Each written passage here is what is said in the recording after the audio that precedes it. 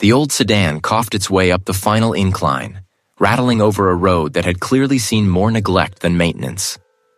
Dust plumed behind me, a fine reddish cloud that seemed to cling to the sparse skeletal trees lining the path. The sun, a pale, anemic disk, was already beginning its slow descent, painting the bruised sky in shades of bruised purple and faded orange. I gripped the steering wheel, knuckles white, the silence in the car almost as heavy as the grief I carried. 2 months. 2 months since the world had tilted on its axis, since the laughter had died, since she had gone. This place, this forgotten corner of the world, was meant to be my sanctuary, my escape. A blank page.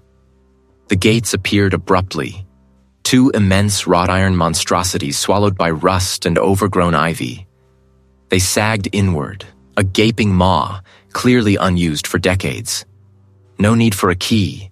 I simply pushed, and with a groan that scraped like fingernails on a chalkboard, the ancient metal swung open just enough for my car to squeeze through. The air instantly felt different, heavier, laden with the scent of damp earth and decaying leaves, a smell that hinted at secrets buried deep. The drive wound for what felt like miles, a tunnel of gnarled oaks and drooping willows. The light dimmed further here, the trees forming a canopy so thick that the sky was reduced to mere glimpses. My headlights cut through the encroaching gloom, revealing a path choked with weeds and fallen branches. The estate wasn't just remote, it was isolated, utterly, completely cut off. Just what I needed, I told myself. No prying eyes, no sympathetic glances, no reminders. And then, through a break in the trees, it appeared. The house. It wasn't just large, it was colossal, a dark behemoth of stone and shadow that seemed to rise directly from the earth. 3 stories, maybe 4 in some sections, with a central tower that pierced the sky like a broken spear. Grand, yes, in a decaying, formidable way. But also desolate. Terribly, profoundly desolate. It looked less like a home and more like a mausoleum. I parked the car in front of a wide stone portico, the tires crunching on gravel that hadn't been disturbed in years. I sat for a long moment, just staring. This wasn't the welcoming embrace I'd imagined, but a stark, imposing presence. Taking a deep breath, I pushed open the car door, the sound startlingly loud in the quiet. My boots echoed on the flagstones as I approached the massive oak door. I hesitated, my hand hovering, before finally gripping the cold metal and letting it fall. No one answered, of course. The estate agent had left a key hidden under a loose stone. I found it. A heavy, ornate thing that felt ancient in my palm. The lock groaned in protest as I turned it, a metallic shriek that grated on my nerves. With a final, reluctant click, the door swung inward. My eyes struggled to adjust, picking out the vastness of a grand hall, a sweeping staircase disappearing into the gloom above, and the faint, ghostly shimmer of dust motes dancing in the meager light filtering through a distant stained glass window, full of quiet, waiting things. Hello? My voice sounded absurdly small, swallowed instantly by the vast space. The echo was long, drawn out, as if the house itself were listening, holding its breath. I stepped inside, pulling my small suitcase behind me. The floorboards beneath my feet groaned, a deep, resonant sound that seemed to come from the very foundations of the house. I told myself it was just an old house settling, the sounds of a neglected structure reacting to a new presence. But the hair on my arms prickled, and a knot of unease tightened in my stomach. I spent the next hour just wandering, trying to get my bearings. Room after room, each grander and more desolate than the last. High ceilings, peeling wallpaper, furniture draped in white sheets like silent, ghostly figures. Eventually, I found what looked like a study, filled with towering bookshelves and a massive mahogany desk. I placed my suitcase down, feeling a faint sense of accomplishment. This could be my sanctuary. As I started to unpack a few essentials, my gaze fell upon a stack of rolled-up parchments tucked away in a dusty corner of the desk. They looked like old blueprints or architectural drawings. Curiosity, a feeling I hadn't truly felt in months, spurred me to unroll them. They were brittle, yellowed, and covered in elegant faded script. They detailed various wings and sections of the estate, some of which seemed to be no longer accessible or even visible from the outside. My finger traced the lines, following the intricate maze of rooms and corridors. Then I saw it. My breath hitched. The words seemed to jump off the page, stark and out of place among the elegant architectural lines. Death Row Corridor? Here? In an ancestral home? My mind raced, trying to make sense of it. A forgotten history of the land itself? The phrase felt like a heavy, cold stone dropped into my chest. An oddity, nothing more. This old house, after all, was bound to have its quirks. The old sedan groaned its last, settling with a wheeze as I cut the engine. Before me, the house loomed, a silhouette against the bruised purple of the twilight sky. It wasn't just large, it was ancient, like a sleeping beast with too many eyes. Gabled roofs clawed at the fading light, and chimneys, thick as tree trunks, stood sentinel. A chill, not entirely from the descending evening, snaked its way up my spine. This was it. My fresh start. I hauled my worn suitcase up the crumbling flagstone path, the gravel crunching under my boots like dry bones. Inside, the air was thick with the scent of dust, damp stone, and something else. Something faintly metallic like old pennies. My voice, when I called out, sounded swallowed by the cavernous space. No answer. Of course not. This was my solitude. The first night was a symphony of unfamiliar sounds. The house creaked, sighed, and groaned with a personality all its own. I told myself it was just the wind, the settling timbers, the natural chorus of an unlived-in structure. A floorboard overhead would pop, a distant door would seem to latch shut with a soft click, and once I swore I heard a faint, rhythmic drip, drip, drip from somewhere deep within the walls. I'd been through enough. My mind was frayed.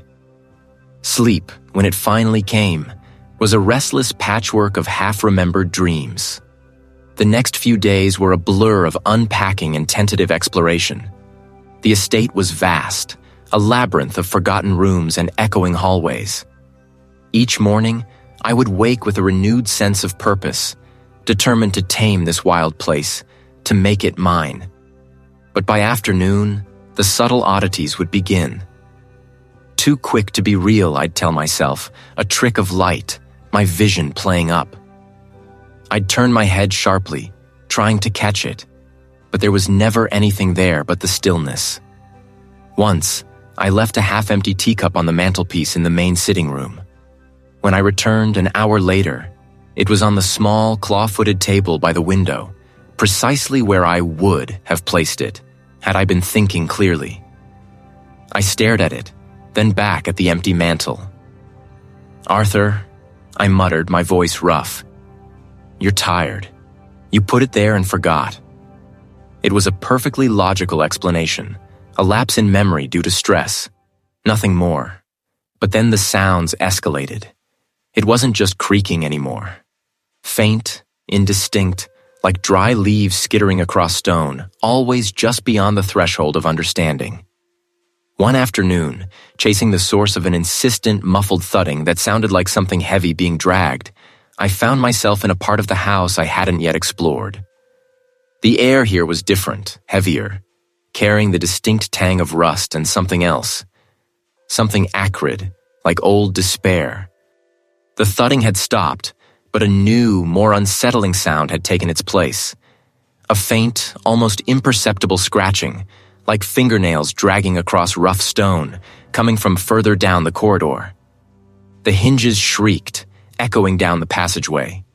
Beyond it, the light was even dimmer, filtered through grimy, high-set windows. This wasn't just another forgotten hall.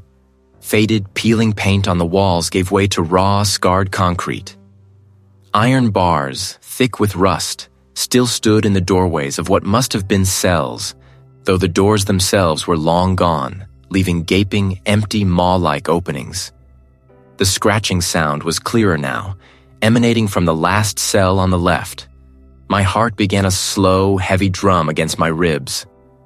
Rationalize, Arthur. It's an old estate. Perhaps it was a holding facility for a local magistrate, or a temporary lockup built during some historical upheaval. The death row part was probably just local folklore or an exaggeration. I took a hesitant step inside, the metallic smell stronger now. The scratching ceased abruptly. I walked slowly down the corridor, my footsteps echoing unnervingly. When I reached the last one, I peered inside. Nothing. Just the bare, damp walls, a faint discoloration on the floor that could have been anything. My eyes scanned every inch, searching for a rat, a loose pipe, anything that could explain the sound. I knelt, my knees protesting on the cold stone, and picked it up. It was a piece of obsidian, sharpened to a crude point, impossibly smooth on one side, rough and jagged on the other. And then, from the cell directly opposite, I heard it. I sprang back, dropping the obsidian shard with a clatter that sounded deafening in the sudden stillness. My gaze shot to the empty cell across the corridor. My breath hitched, a raw, ragged sound in my own throat. It was the house, I told myself, my voice trembling, trying to convince myself. Just the house. An old place, full of drafts and creaks. The obsidian? Probably just a rock, kicked up from the old foundations. My mind, tired and grief-stricken, was turning every mundane event into something more. That had to be it. It simply had to be. The sedan groaned its last, a final weary sigh. I sat there, hands still gripping the steering wheel, the engine's silence a sudden heavy blanket. Before me, the house. Gabled roofs clawed at the bruised purple of the twilight sky, and chimneys, thick and squat, exhaled nothing but the weight of forgotten time. My initial thought was to just walk away, turn the key if the old relic would even start again, and drive until the gas ran out. But that wasn't me. Not anymore. Not after everything. I needed a fresh start, a clean slate, and this apparently was it. A cold, stone slate, etched with something I couldn't yet decipher. I pushed open the heavy front door, the sound of protesting hinges echoing through the cavernous foyer. Something metallic and vaguely acrid, like rust mixed with a faint, forgotten sorrow. But beneath the chore of revival, a different sort of current hummed. It started subtly. The creak of a floorboard on the second story when I was alone downstairs. My determination, a stubborn ember in my chest, wouldn't let me flee. This house held secrets. I could feel it. And perhaps within those secrets, I'd find some answer, some closure, some reason for my being drawn here. I began to search, not just clean. I ran my hands over the rough plaster, tapped on the ornate paneling, examined every locked cabinet and sealed door. It was in the library, a room choked with forgotten tomes and the scent of decaying leather, that I found the first clue. Behind a massive built-in bookshelf, one that seemed slightly off-kilter, I noticed a faint seam in the wallpaper. I pressed, I pushed, I pulled. With a low groan of ancient wood and rusted gears, a section of the shelf swung inward, revealing a narrow, dust-choked passageway. This wasn't just a house. It was a labyrinth. The passage twisted, descending gently, the walls growing rougher, unplastered stone. This was no ordinary cellar. The ceiling was low, vaulted, supported by heavy, damp-streaked stone pillars. Along one side, a series of heavy wooden doors, reinforced with iron bands, stood sentinel. Each door had a small, barred window set into its upper half. This place, it was deliberate, designed. And then it hit me, a sickening lurch in my gut as I finally understood what I was looking at. Why? What monstrous mind had conceived of this? One of the doors, unlike the others, stood ajar, a sliver of deeper blackness visible within. My hand trembled as I pushed it open. Inside, the cell was bare, save for a single rusted iron ring bolted to the back wall. And on the floor, tucked into a corner, was a small leather-bound journal. I snatched it up, my fingers brushing against the brittle, yellowed pages. The handwriting was cramped, precise, almost obsessively so.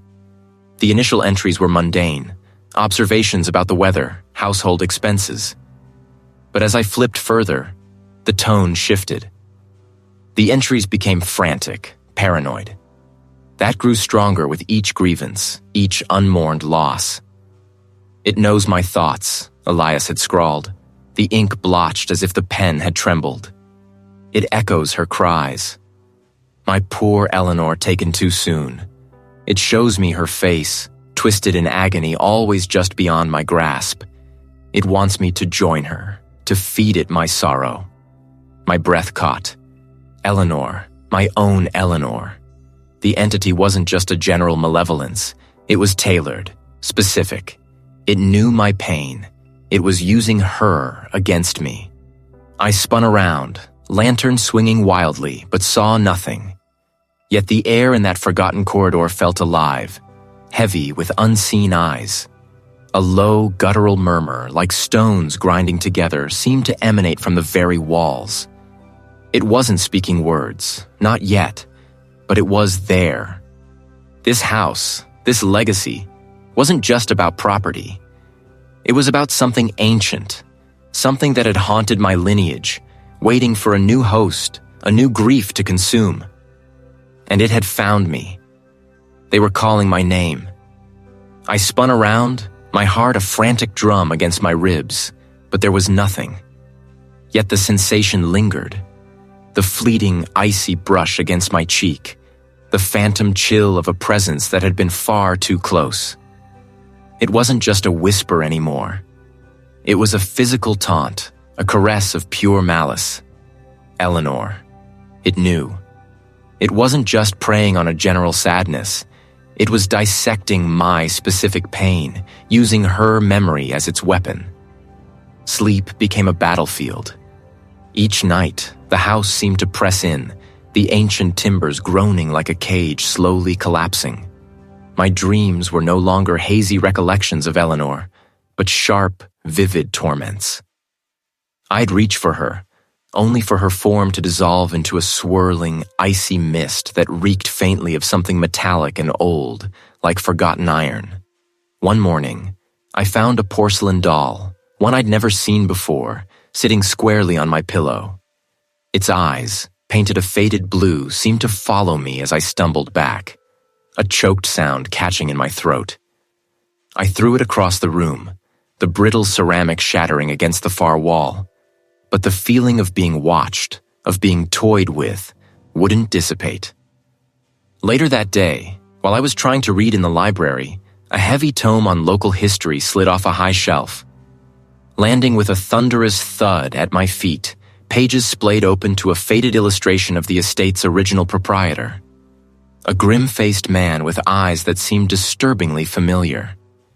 The house itself felt alive, malevolent. Doors I'd carefully locked would be ajar. Windows I'd latched would be open, letting in the damp, cold air. The floorboards creaked not just with age, but with a deliberate rhythmic pattern, as if someone heavy was pacing directly above me, even when I knew I was alone on the entire floor. I started leaving small, innocuous objects, a pen, a handkerchief, in specific places, only to find them moved, sometimes to entirely different rooms, sometimes arranged in unsettling patterns on my desk like a silent, mocking language. I knew I needed to reach out. To someone. Anyone. My mobile phone, which usually struggled for signal in this remote area, was now completely useless. No service, it stubbornly declared, no matter where I stood in the house or even outside on the overgrown lawn. Its bakelite casing was cracked, but it seemed connected. My first attempt was to a colleague, an old friend named Michael, who I knew would listen, even if he was skeptical. The line crackled, hissed, then connected. "Arthur, is that really you? Where have you been?" Michael's voice was distant, tinny, laced with concern. "Michael, thank God. Listen, something is happening here, at the estate. I can't explain it, but it's real. I need help. I think I'm being." I trailed off, searching for the right words, the words that wouldn't make him immediately dismiss me as unhinged. "Arthur, you sound terrible. Are you all right? You haven't called anyone in weeks. Look, I know Eleanor's death hit you hard, but you need to come back. Get some rest. You're not thinking straight." His voice was gentle but firm, laced with that familiar, well-meaning pity. "No, Michael, you don't understand. It's not grief. It's here. It's using her. It knows about Eleanor." The words tumbled out, desperate. The line went dead. I tried calling back again and again, but all I got was a rapid, mocking series of beeps, then nothing. I tried other numbers, the local general store, the number for the small village outside the estate gates. Each time, the same result. It wasn't just bad signal. It was active interference, a deliberate severing of my connection to the outside world. I was truly isolated. The sense of being trapped, truly alone, settled over me like a shroud. This malevolence wasn't just playing games. It was tightening a noose around my sanity. It wanted me to unravel, to break. The library, the forgotten attics, the deep, damp cellars. I turned over every loose flagstone, ran my hands along every inch of crumbling plaster. The house seemed to breathe around me, its old bones groaning in protest as I invaded its secrets. My fingers scraped along a faint seam, and with a grunt of effort, I managed to push. I didn't hesitate. I grabbed a heavy antique lantern from a nearby shelf, its glass yellowed with age, and stepped into the blackness. Eventually, it opened into a long, low-ceilinged chamber. The air was thick with the ghost of despair, a palpable weight that pressed down on me. It was old, intricately carved, but unmistakable. With trembling hands, I picked it up. My thumb worked at the clasp, which gave way with a faint metallic groan. Inside, nestled on a faded silk lining, were two miniature portraits. One was of a stern-faced man, undeniably a distant relative from the estate's lineage, his eyes piercing even in the tiny painting.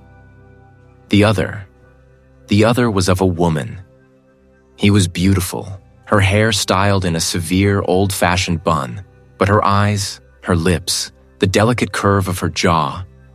It was Eleanor. Her name, etched in tiny, almost invisible script beneath the portrait, confirmed my deepest fear. Eleanor Vance. The locket dropped from my numb fingers, clattering on the cold stone. The locket lay on the cold flagstones, a tiny tarnished disc reflecting the dim light like a dead eye. Eleanor. My Eleanor. Her face, her laughter, her very essence twisted and used, not just as a torment, but as a thread in a tapestry of generations. The horror wasn't just in the haunting. It was in the sickening intimacy of it, a lineage stained, a secret woven into my own blood. But the paralysis didn't last. A cold, hard knot formed in my stomach, pushing out the pure terror. This wasn't some random poltergeist. This wasn't a ghost looking for peace. This was a predator, cunning and ancient, and it had chosen me. My grief wasn't just fuel. It was the bait, the final ingredient. The thought sharpened my resolve. I wouldn't be a victim. I wouldn't let Eleanor's memory be desecrated like this again. I had to understand. My mind raced, sifting through the countless strange things I dismissed as eccentricities of an old house. My fingers traced the spines of ancient tomes, searching for anything out of place, anything that felt wrong. Nothing. Just genealogies and forgotten poetry. Then a memory surfaced, a fleeting glance during my initial walkthrough. A narrow, almost invisible door behind a heavy carved bookcase in the oldest wing, one I hadn't been able to budge. I found it again, hidden behind a particularly dense collection of leather-bound volumes. This time, I didn't hesitate. I retrieved a lantern from a nearby table, its feeble glow barely piercing the gloom. The passageway was narrow, descending steeply into the earth. It wasn't a natural cave. It was man-made, brutal in its functionality. Stone cells lined both sides, their heavy iron doors rusted shut, some hanging askew on broken hinges. The air here was thick, heavy with an echo of despair that settled on my skin like fine grit. What kind of ancestor had built something like this beneath their home? On it, a single object, a bound ledger, its leather cover cracked and peeling, held shut by a tarnished silver clasp. My fingers trembled as I reached for it. I unfastened the clasp. The pages inside were brittle, yellowed, filled with a spidery, elegant script that seemed to squirm under my gaze. It was a journal, meticulously kept, detailing not expenses or daily life, but something else. It spoke of the hunger, of the root, of the sacrifice. The early entries were cryptic, almost poetic, describing a presence beneath the land, ancient and demanding. But as I turned the pages, the language became starker, more desperate. It detailed generations of my family, not as masters of the estate, but as its unwilling caretakers, its feeders. The root, the entity, was not a ghost, but a primordial consciousness, an echo of primordial fear and suffering, tied inextricably to the very bedrock of this land. It didn't just haunt, it consumed. It fed on despair, on sorrow, on the unraveling of minds. And it required a conduit, a vessel, a bloodline to sustain its existence, to bridge the gap between its world and ours. His sorrow, a feast, his mind, a gateway. He draws the root closer, makes it manifest, gives it form.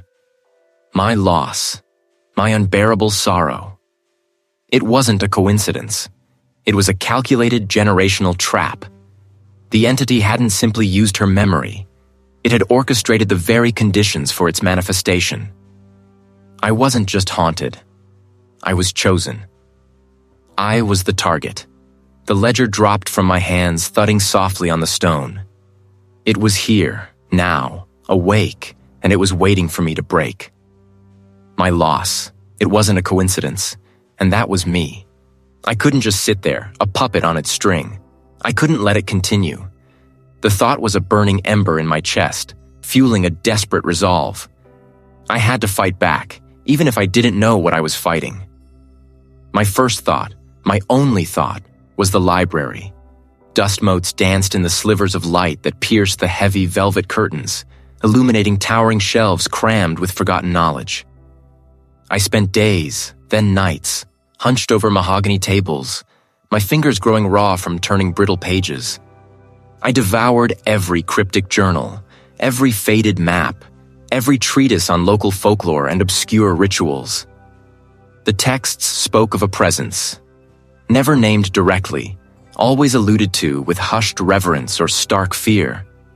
There were fragmented accounts of wards, of protective symbols carved into stone, of specific herbs burned at crossroads, all meant to deter or contain. The thought sent a shiver down my spine, but it also offered a sliver of direction. If this place was so potent, maybe I could use it. Maybe I could turn its power against the entity, or at least understand its true nature there. My first attempt was simple, almost childish in its hope. I drew a crude circle of salt around my bed, just like some of the texts suggested. As I finished the perimeter, the air in the room grew heavy, like a suffocating blanket. A low, mocking hum vibrated through the floorboards, a sound that seemed to come from inside my own skull. It wasn't just ignoring my ward, it was consuming it, drawing strength from my pathetic attempt at defiance. The salt turned black, then crumbled into fine ash, leaving only the faint, acrid smell of ozone. Undeterred, though profoundly shaken, I delved deeper. It required specific components: iron filings, dried nightshade, and a drop of my own blood. I felt a pressure, immense and unyielding, pushing down on me, as if the very air was turning solid. The ritual hadn't worked. It had simply irritated it.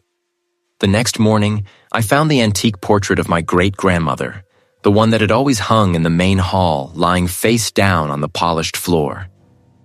When I picked it up, the canvas was slashed, not with a knife, but as if by claws, tearing through her painted smile. My lineage. It was a warning, a threat. My desperation mounted. The corridor itself was a narrow, claustrophobic tunnel, lined with rough-hewn stone. Rusted iron rings were embedded in the walls at regular intervals, and the floor was uneven, slick with perpetual moisture. This was where my ancestors had brought their condemned, their failures. This was where lives had ended, steeped in profound despair. I had brought a specific sigil, one I'd found in a journal belonging to a distant relative, a ward supposedly designed to bind the unwilling. I carved it into the damp stone with a piece of sharpened flint, my breath misting in the frigid air. As the last line of the sigil connected, a low, guttural laugh echoed through the corridor, impossibly close, impossibly deep. It wasn't the hum from before. It was a sound of absolute contempt, raw and ancient. The walls around me began to weep, not water, but a thick, viscous black ooze that slowly, inexorably covered my freshly carved sigil. It dissolved the lines, erased my effort, leaving only a slick, glistening smear. The entity wasn't just reacting to my attempts, it was using them. It was feeding on my fear, my frustration, my misguided hope. It wasn't a generational trap because it used grief. It was a generational trap because it cultivated it, weaving the threads of despair through my family line, waiting for the perfect moment, the perfect host. And every attempt to fight it, every desperate solution, only tightened the noose. I was not just fighting for my sanity. I was fighting a battle that had already been lost centuries ago. And the entity, I realized with a sickening lurch, had merely been waiting for me to walk into the same inevitable defeat. My breath hitched, catching in my throat like a shard of ice. My loss, my unbearable sorrow. It wasn't a coincidence. It had nurtured the lineage, waiting for the perfect host, the one whose grief was a fresh, gaping wound, raw and ready to bleed.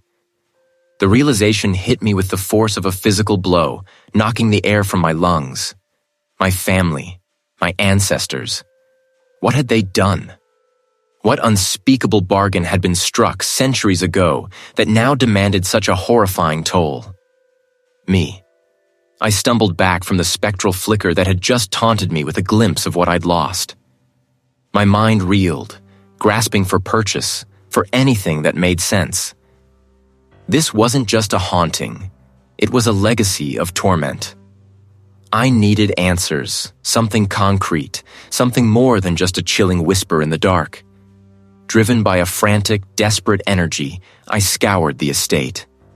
Not the grand halls or the dusty libraries I'd already explored, but the forgotten corners, the places that felt sealed away, deliberately hidden.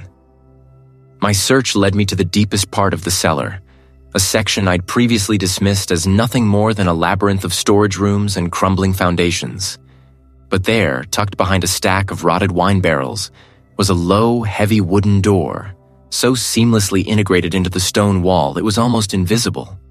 The wood was dark, almost black, and felt unnervingly cold to the touch. The hinges shrieked, a sound like a tortured animal echoing down a narrow, descending passage. I hesitated, a cold knot forming in my stomach. But the need for answers was a relentless current, pulling me forward. On one side, a series of heavy, rusted iron doors, each with a small, grimy viewport, stood like sentinels. The other wall was bare, save for the occasional deeply carved symbol that looked less like decoration and more like a warning. This place. Then I saw the plaque, half obscured by moss and grime, riveted to the stone above one of the doors. Death row. Here? In the bowels of my inherited ancestral home? What kind of unspeakable acts had been committed here in the name of my family? The air grew heavier, thick with an unspoken history of despair. I moved slowly, cautiously, down the corridor, the beam of my flashlight dancing over the ominous doors. Each one felt like it held a secret, a scream trapped behind its iron facade. As I reached the end, I saw it. Not a door, but a recess in the wall, where a heavy leather-bound ledger lay on a stone shelf. Its cover was cracked and brittle, the pages yellowed and fragile. The script inside was spidery, archaic, but legible. It was a chronicle, a meticulous record kept by generations of my ancestors. And with each turning page, the horrifying truth unfurled. It detailed a pact. Not with a demon, not with a devil, but with something else, something ancient and rooted in the very earth beneath the estate. A bargain struck for prosperity, for power, for an unbroken lineage. The price? The grief of the living. My family hadn't been cursed, they had been custodians. They hadn't been unknowingly trapped. They had knowingly maintained the entity, ensuring its continued existence generation after generation. My grief. My unbearable, soul-shattering grief for what I'd lost. It wasn't just a catalyst. It was the intended offering. I was the newest, most potent meal. The ledger described the harvest, the feeding, the renewal of the bond. It spoke of the chosen host, the one whose sorrow would be purest, deepest, most untainted. That was me. I was the host. My inheritance wasn't a gift. It was a meticulously laid trap designed to lure me, broken and vulnerable, into its grasp. The air grew impossibly heavy, pressing down on me, making it hard to breathe. Not solid, not quite visible, but a shifting, undulating presence that seemed to drink the light. You fed her to me. Your sorrow is my feast. No, this wasn't real. This was a lie. My mind screamed, but my body was paralyzed by the sheer, unadulterated horror. The image of her suffering, powered by my own grief, was a torment beyond anything I had ever known. It wasn't just showing me her face. It was showing me a version of her, one that implied I was responsible, that my very existence, my lineage, had condemned her. My grief, once a private agony, was now a public spectacle, a tool for my destruction. This was the curse. This was the pact. And I, Arthur, was trapped, bound by the sins of my ancestors, destined to be consumed by the very grief that defined me. No, this wasn't real. This was a lie. I could hear her ragged breathing, a phantom sound that scraped against my eardrums, even though her lips remained still. I thrashed, finally breaking free from the unseen bonds, scrambling backward until my shoulders hit the cold stone of the wall. The vision wavered, then solidified, her form now impossibly close, her face contorted in a silent scream that tore at the fabric of my sanity. No. I choked, the word a raw, desperate plea. Leave her alone. My voice, however, seemed to trigger something. The image of her dissolved, not fading, but shattering like brittle glass, each shard reflecting a different moment of her life. Laughter, tears, tender smiles, before winking out of existence. For a brief, terrifying second, the room was empty, silent, save for the frantic hammering of my own heart against my ribs. Then, the whispers began. They weren't loud, not at first, just a faint, sibilant rustling, like dry leaves skittering across a forgotten path. But they were everywhere, seeping from the ancient tapestries, sighing through the gaps in the floorboards, exhaling from the dark corners of the study. Could've, should've, they hissed, weaving a tapestry of accusation. Your fault, always your fault. My hands flew to my ears, pressing hard, trying to shut out the insidious chorus, but it was no use. Memories, once cherished and warm, now flickered past, twisted and grotesque. A picnic in the park, sunlight dappling through the leaves. But in this corrupted vision, the food was crawling with unseen things, her laughter morphed into a mocking cackle. A quiet evening by the fire, her head resting on my shoulder. Now her eyes were wide and vacant, staring past me, a faint, accusing smile playing on her lips. I pushed myself to my feet, my legs trembling like saplings in a gale. I stumbled towards the study door, my fingers fumbling for the ornate brass handle. I yanked, twisted, pounded on the heavy wood, but it remained stubbornly locked. The house, this vast, ancient structure I had hoped would be my sanctuary, was now undeniably a cage. I tried another door, the one leading to the main hall, then another, a small storage closet. All locked. The windows, thick with grime and age, seemed to mock my attempts, reflecting my distorted, fear-stricken face back at me. I could taste it, a bitter, earthy taste on my tongue. The walls of the study seemed to undulate, the heavy oak paneling blurring and shifting, the framed portraits of long-dead ancestors leering with impossible malice. Their eyes, once painted with quiet dignity, now followed my every move, glinting with a predatory intelligence. Then the room began to stretch, not physically, but perceptually. The heavy oak paneling peeled back like rotting skin, revealing rough, gray concrete. The rich scent of old leather and dust was overwhelmed by the metallic tang of rust and the cloying dampness of stale air. I was no longer in my study. Before me stretched a long, narrow passageway, its walls stained with what looked like generations of grime and despair. Doors, heavy and made of pitted steel, lined both sides, each with a small barred window at eye level. A single, dull bulb flickered erratically far down the corridor, casting the entire length in a perpetual, sickening twilight. My breath hitched in my throat. This was impossible. I knew this house, had walked every inch of it. Yet this place, this was new and utterly alien. It was a place designed for suffering, a place where hope went to die. My mind, already frayed at the edges, struggled to reconcile this impossible reality. I knew it with a certainty that transcended logic, even though I had never seen such a place in my life. It was a projection, a prison built not of brick and mortar, but of my deepest fears, manifested by the malevolent presence that had laid siege to my mind. Each door was a cell, and I knew, with a horrifying clarity, that behind one of them, I would find myself. And I would be alone. Utterly, irrevocably alone. The entity wasn't just showing me what I feared, it was making me live it.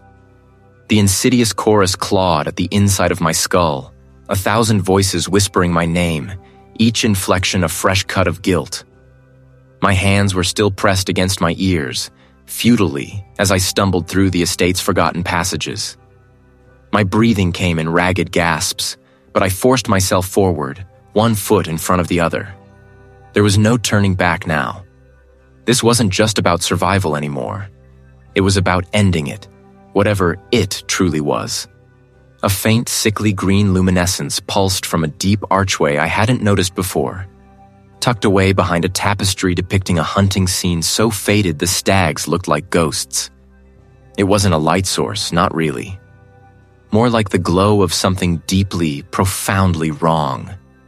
I pushed past the heavy fabric, the ancient threads crumbling to dust under my touch, and stepped into a narrow, downward-sloping passage.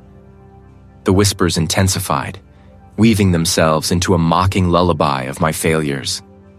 My lantern, which I'd somehow managed to keep clutched in my trembling hand, cast a pathetic circle of light. This wasn't a cellar or a crypt. The name, not spoken but somehow known to me, resonated with a terrible certainty in my mind. The entity had led me here. This was its lair, its heart. The walls, rough-hewn stone in some places, crumbling brick in others, bore faint, disturbing etchings. Crude stick figures, symbols I didn't recognize but felt a primal revulsion towards. And dates. So many dates, stretching back centuries. Each date seemed to hum with a silent, terrible story. They formed words now, not just sounds. Your line feeds us, sustains us. And then, clearer, sharper, the voice of the entity, insidious and silken. You carry the brightest flame, Arthur, the deepest grief. My eyes scanned the heavy doors, each one a monument to forgotten suffering. This wasn't just a place of punishment. It was a place of ritual. On a raised platform at the far end of the corridor, bathed in that sickly green glow, was what I could only describe as an altar. Around it, the air shimmered, thick with a palpable malevolence. This was it. The source. The place where my ancestors for generations had fed this thing, whether willingly or unwittingly. Reveal discovery. Reveal. I understood then. My family hadn't just owned this estate. They had managed this place. The death row wasn't for criminals in the traditional sense. It was for those chosen, or perhaps condemned, to become sustenance for the entity. And my own recent profound grief, the gaping wound in my soul, was the richest offering it had ever encountered. My inheritance wasn't a home. It was a trap. I was the next course. It wasn't a physical being I could strike. It was a hungry, formless consciousness, a parasitic intelligence that thrived on the deepest human anguish. It showed me images, flashes of my past, moments of my greatest sorrow, each one twisted, amplified, meant to break me. My wife's face, pale and still, my own anguished cries, the crushing weight of responsibility, of things left unsaid. Give in, Arthur. Its voice slithered directly into my mind, bypassing my ears entirely. Let it take you. Become one with us. Your pain will nourish us, and you will find peace. Peace. The word was a venomous lie. I felt the tendrils of its power reaching for me, trying to pry open the raw wounds of my soul, to devour me from the inside out. My hands clenched, nails digging into my palms. It wanted my grief. It craved it. It had been drawing it out, ripening it, preparing me for this final, terrible consumption. And then, event. A sudden, brutal clarity. The only way to stop it wasn't to fight it physically. It was to deny it its sustenance, to starve the beast. But how do you starve something that feeds on sorrow, when sorrow is all you have left? My ancestors had been trapped, perhaps, unable to let go of their own grief, passing the curse down.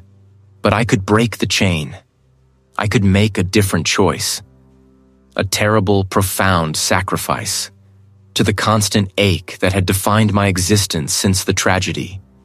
It was my most precious, most painful possession. It had expected despair, surrender, not defiance. I took a deep breath, and with every ounce of will I had left, I began to let go. Not of the memory of my wife, never that. I pictured it, a black, oily mass within my chest, clinging to my very being. And I pushed. I envisioned it detaching, tearing away, leaving a searing emptiness in its wake. It was agony, a spiritual amputation, far worse than any physical wound. It was sacrificing the very thing that had kept me connected to my loss, the proof of my love, however distorted it had become. A scream, not my own, tore through the corridor.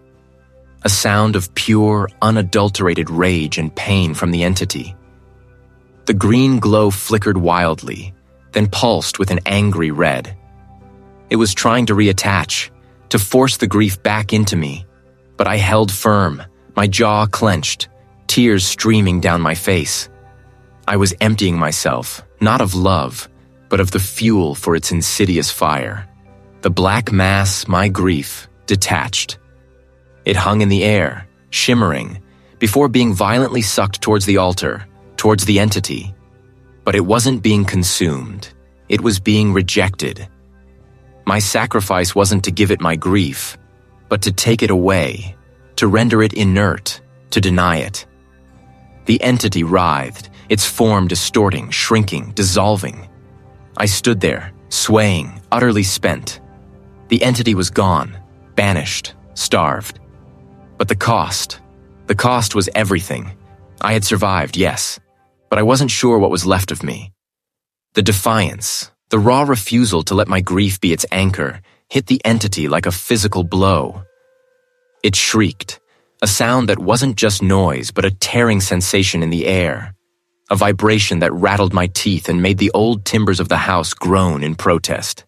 Its shadowy form writhed, not dissipating, but recoiling with a violence that suggested agony. Tendrils of its being lashed out, not at me directly, but at the very fabric of the room. I felt a reciprocal wrenching, a sudden emptiness where the consuming sorrow had been, replaced by a cold, hard space. It wasn't peace, not yet. The entity, a swirling vortex of resentment and loss, began to shrink, compressing in on itself. It wasn't gone, not truly, but it was being forced back, driven from the foothold it had carved into my soul. As it condensed, it seemed to pull the very structure of the house with it. Beyond the gaping maw, a narrow, unlit passage stretched into absolute blackness. The air grew heavy, pressing down on my chest, making each breath a conscious effort. The passage was not a natural part of the house I knew. It was too stark, too utilitarian, too deliberate. The walls were rough-hewn stone, damp to the touch, and the ceiling pressed low, forcing me to hunch. I could feel the grit of ages under my worn shoes.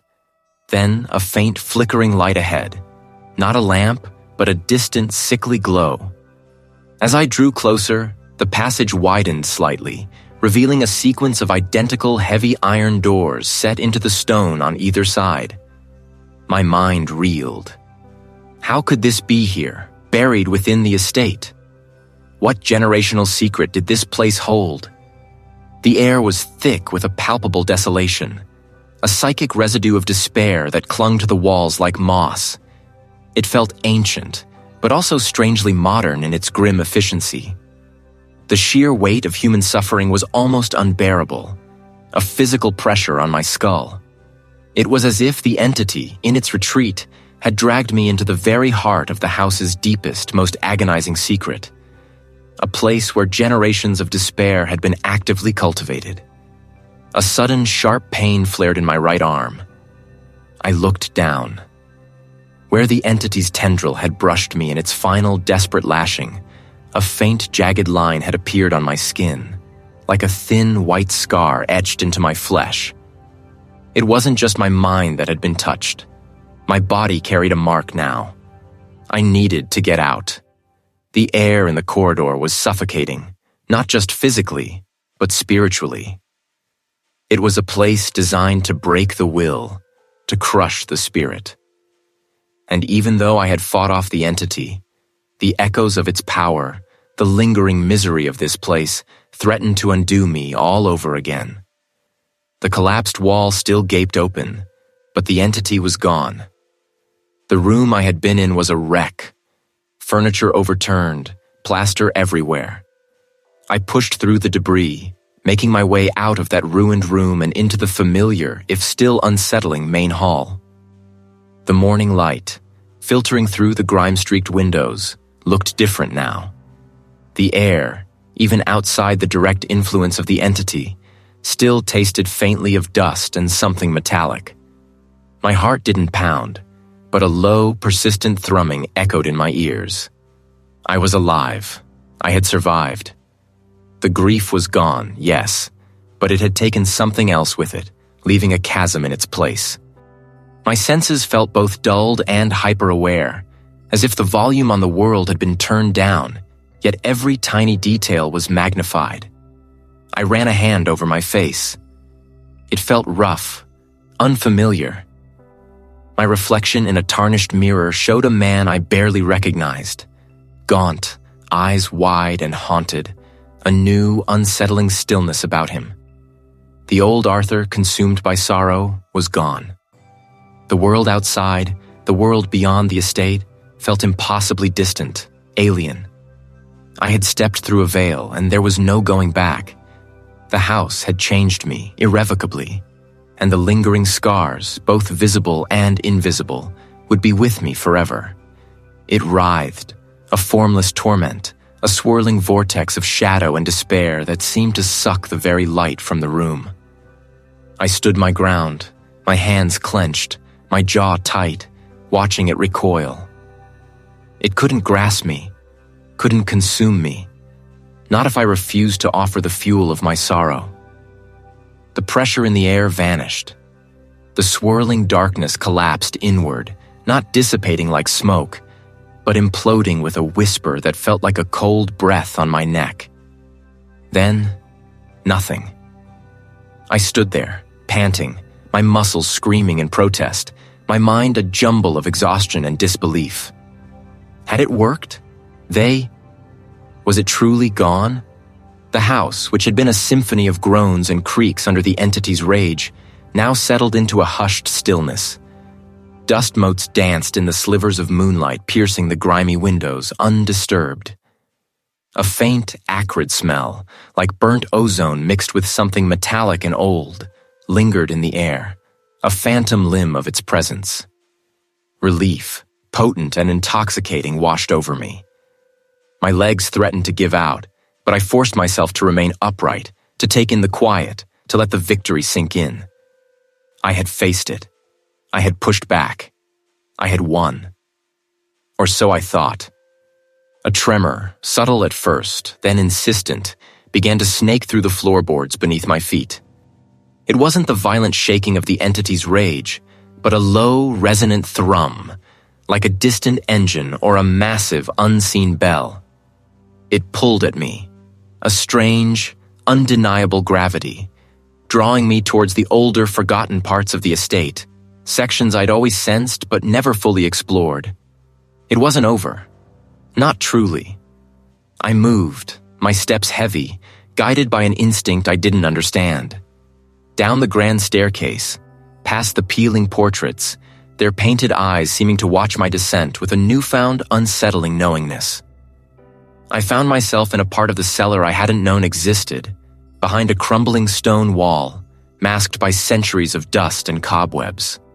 A narrow, arched doorway, completely flush with the wall, became visible, almost as if the entity's departure had revealed it.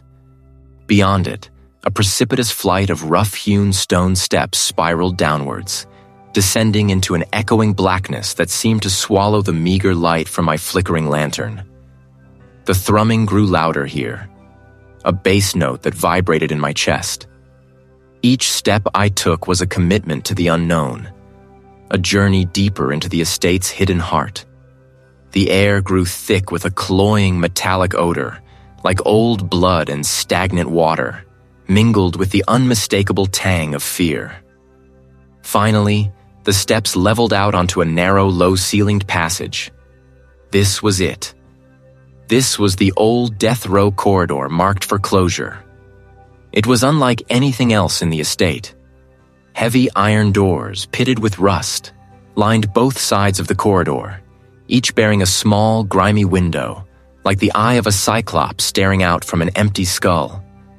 The thrumming sound was deafening now, reverberating through the very marrow of my bones.